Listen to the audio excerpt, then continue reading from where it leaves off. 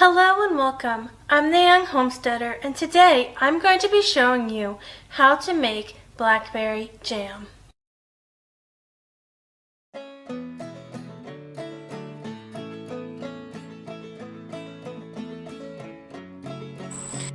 So, to make blackberry jam, the first thing you need are blackberries.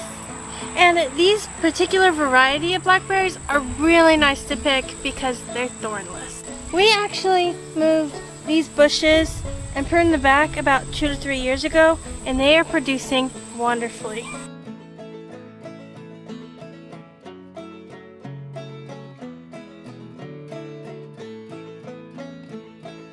Time to take these and get busy. From your kitchen you need a measuring cup, a large saucepan to put your berries in. Mine are already in there. A large bowl, a dipper, a masher, a funnel, and a metal spoon. You will also need sugar,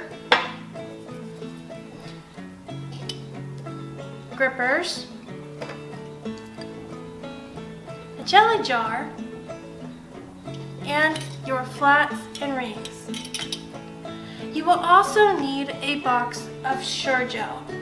And in case you have any trouble, inside the box are these handy dandy little instructions. Oh yeah, I forgot one of the most important parts, my canner, which is already on my stove preparing my jars. When you have all of your supplies gathered, you're ready to begin jamming. Step 1 is to measure out 8 cups of berries and start mashing.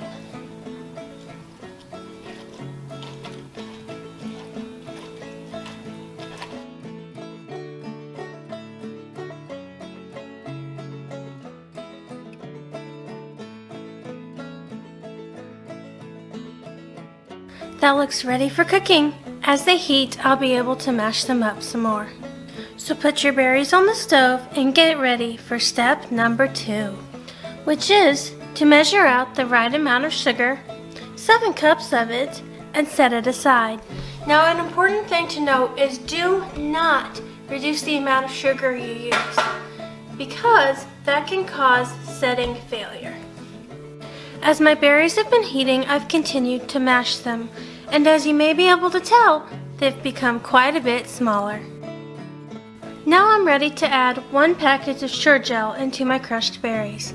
I'm using sure gel because my berries were really ripe, but had I been able to pick them earlier and got some that were not quite so ripe, I wouldn't have to use it because blackberries have a natural amount of pectin, which diminishes as they ripen. Step 4 is to bring your berries to a full rolling boil, which means it won't stop bubbling when you stir it. It's starting to bubble, but it's not a rolling boil yet. See how when I stir it, it stops bubbling? When it reaches a rolling boil, it won't do that. My dad likes to both taste the berries and feel the texture in the jam, so this time I told him I wouldn't crush them up quite so small. It's bubbling, I'm stirring, and it's still boiling. This is a full rolling boil. Now we're ready to add our sugar, and I separated mine into smaller containers so I could add in a little at a time. Make sure you get each add-in stirred in thoroughly.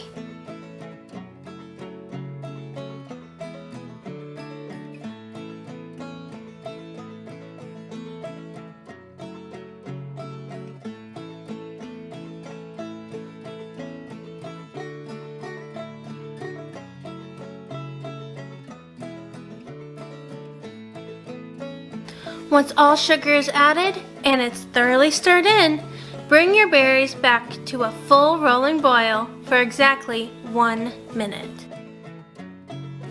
Now that I'm back at a full rolling boil, I'm going to set the timer for 1 minute. While that timer runs down, I'm going to stir continuously. Time's up! At this stage, you can take a metal spoon or utensil and scrape the foam off the top. Some people don't do this and they just stir it in, but I like to remove it. Just take your spoon and carefully scrape it along the top surface, lifting the foam away.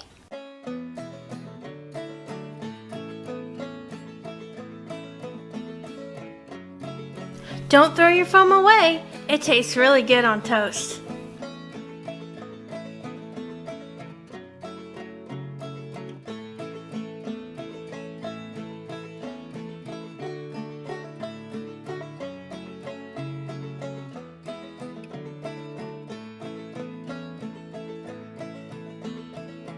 Here's a good way to test how thick your jam is. Use your finger to draw a line through the jam on your spoon. If the separation does not go back together, you have a good thickness. So now we're ready to move on to step number 6, which is putting the jam into the jars. To put our jam in our jars, we're going to be using our funnel and our ladle. We're going to scoop up some of our jam and pour it into our jars, filling it only to the bottom rim, leaving a 1/4 inch headspace.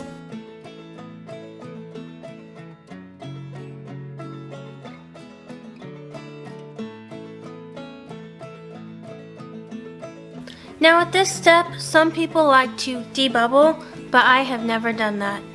When your jar is full, clean the rim with vinegar, then place on your flattened ring.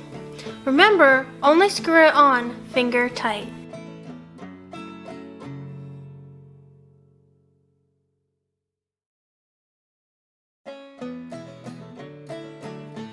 Now I'm ready to take my jar and put it back in my water bath canner.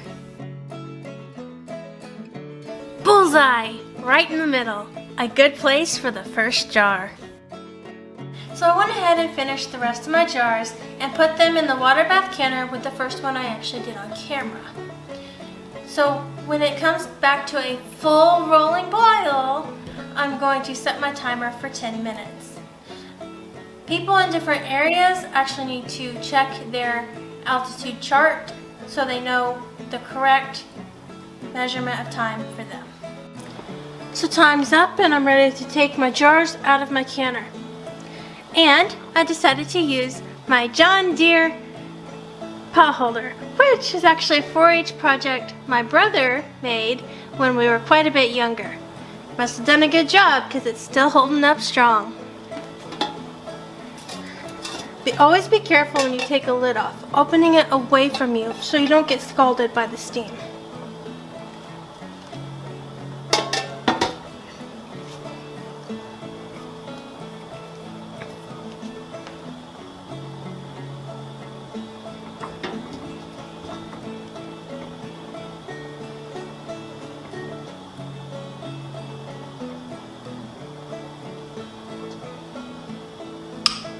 The sound of popping, the one every canner wants to hear.